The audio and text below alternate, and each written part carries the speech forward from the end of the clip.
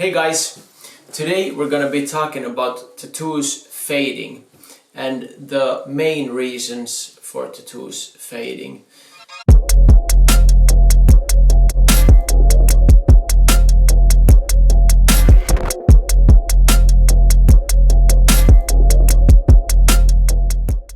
I'm pretty sure most new artists have encountered their tattoos fading after they've applied them.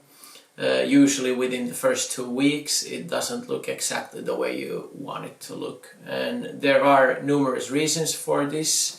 We're gonna go through few of the most common reasons that fading occurs, or let's say unwanted fading occurs. So definitely the number one reason for fading of tattoos is because of bad technique. There's many things that cause this. I'd say number one reason is usually that people just don't deposit the ink in the right layer. The skin consists of many different layers, and the renewing layer we call epidermis. It's the first layer of the skin, and that renews itself in about 2 weeks time. So if you deposit most of the ink in this layer, within 2 weeks when the skin completely renews itself, there's not going to be anything left. So you got to be sure that when you deposit the ink, when you're tattooing, that you actually deposit it in the dermis. So the dermis is where the ink actually stays. The next most common tattoo technique reason is usually that the artist is overworking the skin. So either they're underworking, or they're not going to the right layer, or they're overworking, which means you have too fast of a machine, or you don't have a smooth movement. You're doing something that's damaging the skin. So when the skin is damaged, you don't have a proper healing, and usually this tends to cause a clear loss in color or scarification. Overworking you're probably gonna see as a bad healing, whereas if you've only been working in the wrong layer, it might heal fine except of a color loss. When people are talking about color tattoos fading fast, it's actually not true. We're gonna do a whole chapter on color versus black and gray and even white ink, the science behind it, if it's actually fading faster than black and gray or not. Well, I'll tell you right now, color is not fading faster than black. Black is actually the first to go, but we'll deep deeper into that. That's a myth that's going on, that black and gray lasts better than color. It might look that way, but there are reasons for this myth being around also. We're gonna check into that later. So when people talk about color tattoos not lasting, usually the reason is that when they're dealing with a red color or something like this, they don't achieve a full saturation, but they think that the skin is already fully saturated because it's they see some red color underneath the red color, and it looks semi-saturated for an untrained eye.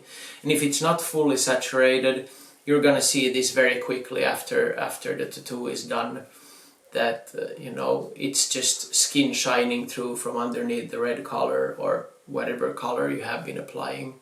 And so if you want to do a good color tattoo, you definitely need to achieve a full saturation.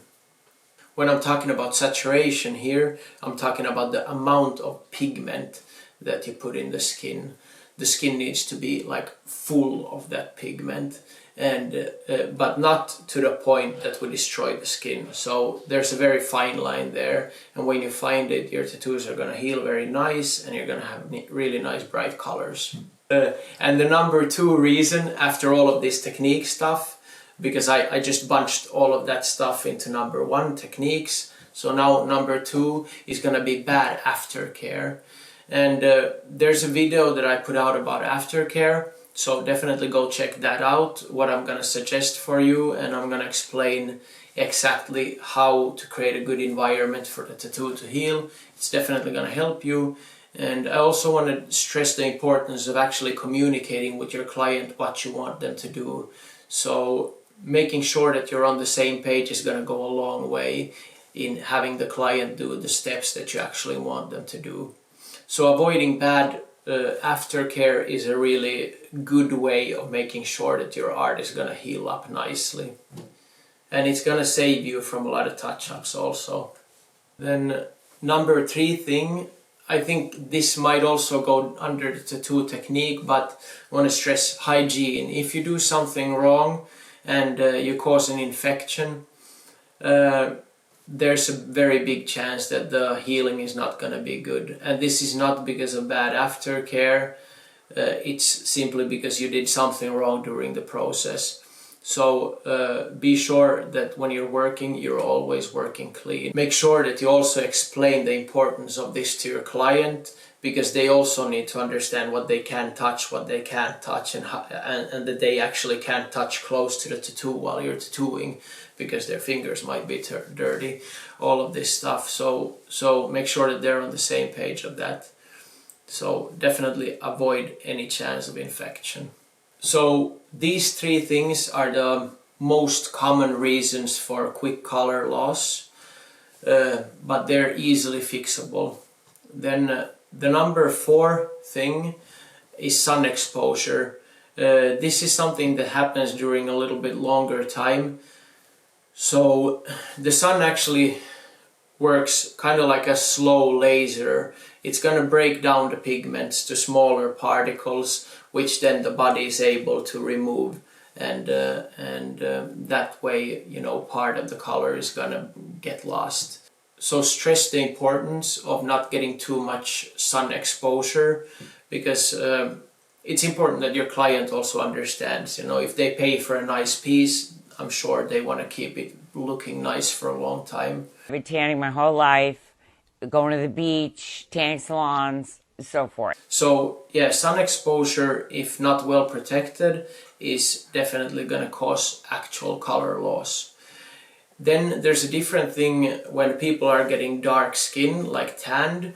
It's not actually color loss that happens when the skin is getting tanned.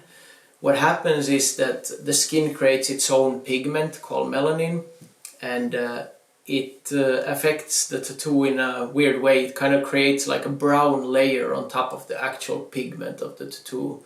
So sometimes you can see pictures of the internet where like part of the skin is ripped out, and you see that underneath is very clear, bright colors. But on top where you have the brown skin, it's actually not looking so nice. So it doesn't mean that the color has faded, it just means it looks different, like murky, because of the brown layer of skin on top of the ink.